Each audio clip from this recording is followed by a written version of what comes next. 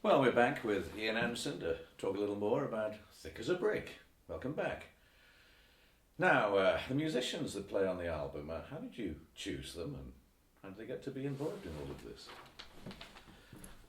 Well, most of them have been around for a while. John O'Hara, David Goodyear, Florina Pali, been playing with these guys for at least 10 years now, doing orchestral shows, string quartet shows, acoustic shows, and Scott Hammond, who came into the frame about just over a year ago, has also done quite a few shows. All the guys in the band have done, at some point, they've done a stint as members of Jethro Tull, whether it's for just a few concerts or for longer tours. So they're all people I'm pretty familiar with and whose musical skills and their dedication to detail and the fun of being with them all raise them up as being people that I've looked forward to recording with in terms of a big project for a long time. We've obviously recorded a little bit here and there, done things, but nothing on this sort of scale. So I like to think that they had a good time and that this was a fitting excursion to demonstrate their talents, and I think we're pretty much there with it. It's been a great experience. It's really good to work with these guys. Yeah, well, that's nice to know. And Stephen Wilson of Porcupine Tree was involved. Was he in the studio working with you, or just came into it at the end? Stephen did the remixes of Aqualung last year. That was 5.1 surround mixes, stereo mixes, and that was part of a project instigated by EMI to do a rather lavish box set, special edition of Aqualung to commemorate the 40 years anniversary of that record. And we moved on pretty smartly from there to go and do the remixes of Thick as a Brick 2. I mean, Thick as a Brick 1 also. I knew this would get confusing. Hey, don't worry about it, Ian. You came up with the title, not me. So, we did the Thick as a Brick remixes, and Stephen worked away in his studio. I got involved a couple of times here and there with some constructive or occasionally destructive thought.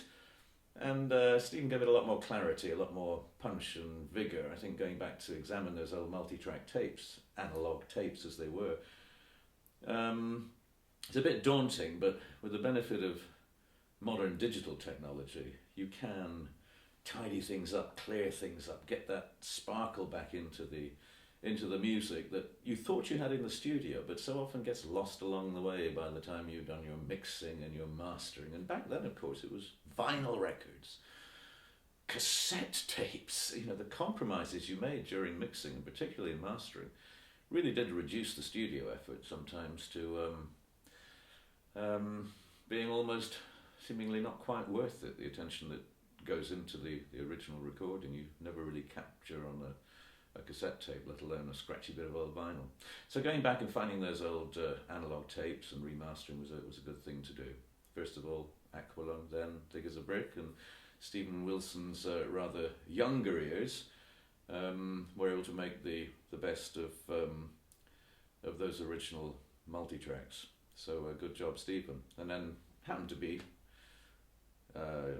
pretty much in place that he was going to be free just for a little window of opportunity in the beginning of December of 2011, so we set out to work to a schedule of recording which would hopefully allow me to present him with the master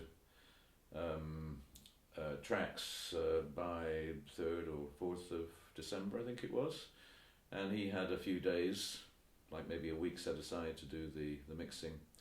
And it actually went very well because he was already familiar with, of course, with Thick as a Brick 1. The sonic palette was very similar with Hammond organs and acoustic guitars and glockenspiels and harpsichords and so on. So these were familiar sounds to him from working on the original record, and I think it made it a pretty clear-cut job for him as to where I was headed with this one, and he did the right sort of things to make a little more interest out of the very plain and unadorned tracks that I very deliberately provided him with, because I didn't want to start overproducing the album at the recording stage and then reduce his options when it came to actually mixing. So I very deliberately kept it quite raw. I mean, it was kept live without any frills, and certainly without any outboard gymnastics in the sense of limiters and compressors and noise gates and all that sort of rubbish. We kept it really very much as a live recording, and paid attention to the microphones we used, the placement of the microphones, the clarity of the sound in the studio. But we didn't overcook it in the sense of playing too much with sounds and effects. We left that to Stephen and to his good judgment in his own studio. So I'm very pleased with the end result. Well done, Stephen. It's got a bit of a 70s retro sound. I mean, was that an intentional thing, or just that's the way the music felt like it ought to be?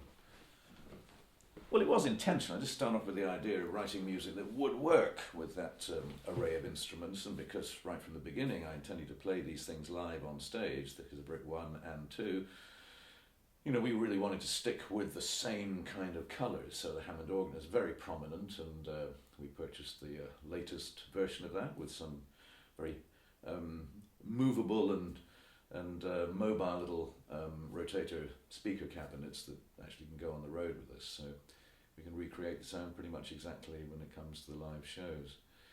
The little acoustic parlor guitar that I play, again, that kind of instrument is very much at the fore of a lot of Thick as a Brick, a lot of acoustic guitar stuff going on there. And of course the flute, which is the hallmark of my music over the years, and I suppose the identifying feature of Jethro Tull shows and Ian Anderson shows, so try not to let people down who expect a dose of the spicy pipe. Yeah, deliberately we certainly did try and recreate those tone colours, but musically we did move on. There was no point in going back and trying to write a pastiche of the music that was on Thick as a Brick. So there are a few nods and references in terms of rhythm, in terms of feel, but I really wanted the music to stand on its own 2 feet, and I deliberately wrote music that was